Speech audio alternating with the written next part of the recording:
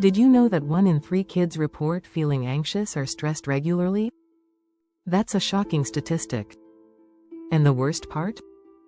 The challenges they face today are only getting more complex. As a parent, how do you equip your child with the resilience they need to navigate this emotional roller coaster? Raising resilient kids isn't just about teaching them to tough it out. It's about giving them the tools to bounce back from challenges, handle stress, and embrace mistakes as part of their growth. But with the right strategies, resilience can be built, and it doesn't take a lot of time. In fact, just 10 minutes a day can make a huge difference. In this video, we'll dive into the 3-step approach to raising resilient kids starting today. You'll learn simple and effective strategies, backed by research, that will help your child face setbacks with confidence. Plus, we'll show you how to make resilience a part of your everyday routine, even with a busy schedule. Stay tuned, your child's emotional strength is just a few steps away. Chapter 1. The Resilience Blueprint. Building from the inside out. Resilience starts from the inside out. It's about teaching kids to control their emotions rather than let emotions control them. According to a study from the University of Pennsylvania, kids with higher emotional intelligence, A, are more likely to overcome challenges with ease. So, what can you do to help your child build A? Start by encouraging them to name their feelings. It sounds simple, but this helps kids identify emotions before they act on them. For instance, instead of saying, "You're mad," you could say, "I see you're feeling upset. Can you tell me why?" Resilience is also about mindset. Carol Dweck, a psychologist from Stanford University, popularized the idea of a growth mindset. Kids who believe their abilities can improve with effort are more likely to face challenges head-on. Teach your child to say, "I can't do it yet," instead of, "I can't do it." The key here is persistence. If a child struggles with math, encourage them to keep practicing rather than feeling defeated. Over time, the persistence will pay off. Additionally, resilience is tied to having a sense of purpose. Studies show that kids with a sense of purpose, like helping others or striving for a personal goal, handle stress better and are more optimistic. So, get your child involved in activities that align with their interests and passions, whether it's helping a friend or learning a new skill. Giving them a reason to wake up excited every day builds resilience. Chapter 2. Fail forward. Turning mistakes into masterpieces. Mistakes are often seen as a sign of failure, but in reality, they're one of the best tools for building resilience. Research by the University of Chicago found that children who are allowed to fail are better at managing stress and adapting to new situations. In fact, the most successful people, think Thomas Edison or Michael Jordan, failed repeatedly before reaching their goals. Edison famously said, "I have not failed. I've just found 10,000 ways that won't work." Encourage your child to see mistakes as lessons, not obstacles. If they spill juice on the carpet or get a math problem wrong, use it as a teachable moment. Ask, "What can we learn from this?" This will help them shift their focus from failure to growth. It's crucial to frame mistakes as a stepping stone, not a setback. One strategy to teach this is the growth cycle. This is where kids are encouraged to go through the process of 1. Trying, 2. Failing, 3. Reflecting, and 4. Improving. Praise their efforts, not just the outcome. Research from the University of Michigan reveals that children praised for effort rather than intelligence are more likely to take on challenges and bounce back after failure. Another powerful tool is role-playing. Play out scenarios where your child makes mistakes and learns from them. For example, if they miss a goal in a soccer game, walk through the disappointment with them and then focus on how to improve next time.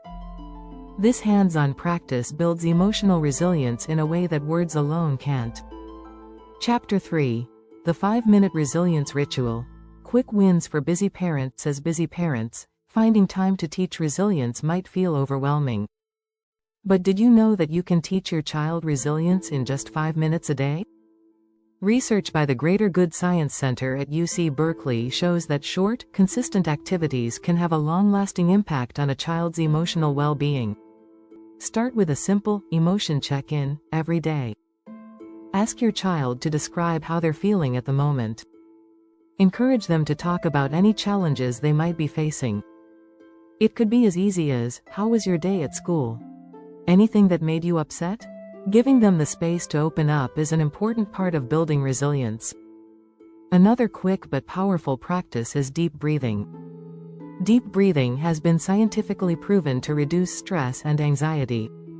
You can teach your child a simple breathing technique known as square breathing. Have them breathe in for 4 counts, hold for 4 counts, exhale for 4 counts, and hold again for 4 counts. This exercise can calm their mind and build emotional resilience in just 30 seconds. Gratitude also plays a key role in resilience. A study from the University of California found that children who practice gratitude are more positive, less anxious, and handle adversity better. Every evening, have your child name one thing they're thankful for that day. Whether it's a favorite toy, a friend, or a good meal, this helps them focus on the positive, which builds emotional strength. These quick resilience rituals, though simple, are a great way to fit emotional growth into a busy lifestyle. They require minimal effort but can produce significant results over time. By making resilience a part of your daily routine, you're helping your child develop the emotional tools they need to thrive.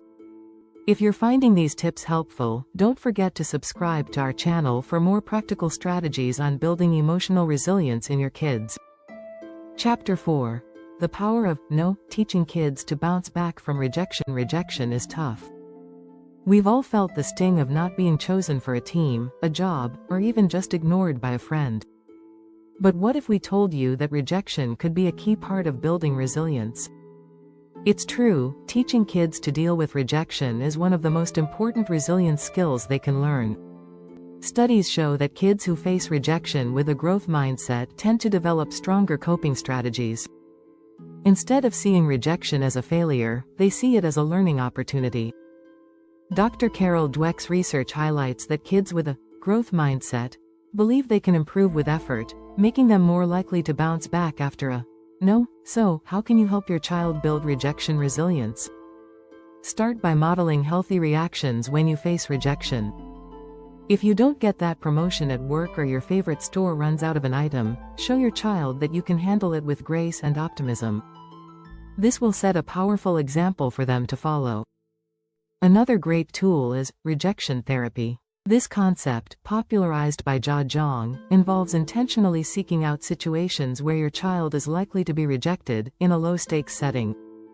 For example, asking to borrow something from a neighbor or making a silly request in a store. It may sound strange, but facing rejection in small doses helps kids learn not to take it personally and strengthens their emotional resilience. Help your child understand that rejection is a normal part of life and doesn't define their worth. Teach them that the no today might be a yes tomorrow. With practice, they'll start to handle rejection like a pro, and bounce back stronger every time. Chapter 5. Empathy meets resilience. How understanding others strengthens your child. When it comes to resilience, it's not just about toughening up emotionally. It's about teaching your child to be emotionally intelligent and empathetic toward others. Research shows that kids who are empathetic are better at handling their own emotions, and they have a greater ability to cope with stress and adversity. Studies from the University of California highlight that children who practice empathy are less likely to be affected by peer pressure and are better at managing conflict. This makes sense. When kids understand others' feelings, they can approach challenges with compassion and find healthier ways to resolve them. Teaching empathy doesn't have to be complicated. Start by simply listening to your child's feelings and validating them. Instead of jumping in with solutions, ask open-ended questions like, "How do you think that made your friend feel?" or "What do you think could help in this situation?" This encourages your child to think deeply about emotions, both their own and others. Another helpful practice is perspective taking. If your child is upset with a classmate or sibling, ask them to think about what that person might be feeling. Encourage them to imagine themselves in the other person's shoes. Over time, this strengthens their emotional flexibility and resilience. Empathy also plays a crucial role in helping kids handle bullying or social rejection. A study from the University of Nebraska found that empathetic kids are less likely to be bullied and more likely to stand up for others. So, by fostering empathy, you're helping your child not only manage their own emotions but also navigate social situations with confidence. Chapter 6. Gratitude Overdrive. Rewiring your child's brain for positivity. It's easy to get caught up in the stress and challenges of everyday life, but one of the simplest ways to build resilience is through gratitude. Research consistently shows that practicing gratitude can lead to better mental health, higher resilience, and even improved physical health. Dr. Robert Emmons, one of the leading researchers on gratitude, found that kids who regularly practice gratitude show fewer signs of stress and depression. They are also more optimistic about their future. Gratitude has the power to shift your child's mindset from one of scarcity to one of abundance, which is a core trait of resilience. One of the easiest ways to introduce gratitude is by creating a daily gratitude practice. Have your child share 3 things they're grateful for at the end of each day. They could be big things, like family or friends, or small things, like a favorite toy or a sunny day. Research shows that even small daily practices of gratitude can have a lasting impact on your child's emotional well-being. You can also help your child express gratitude in creative ways. For example, have them write thank you notes or draw pictures of things they appreciate. This makes the practice more personal and engaging. Plus, when kids express their gratitude outwardly, it reinforces their own positive feelings. Gratitude isn't just about being thankful, it's about rewiring your child's brain to focus on the positive. Studies show that this shift in focus can help your child bounce back from stress more quickly. Instead of dwelling on what went wrong, they'll start looking for the silver lining, which is a key aspect of resilience. If you found this video helpful, make sure to subscribe for more tips on raising resilient kids and fostering emotional strength.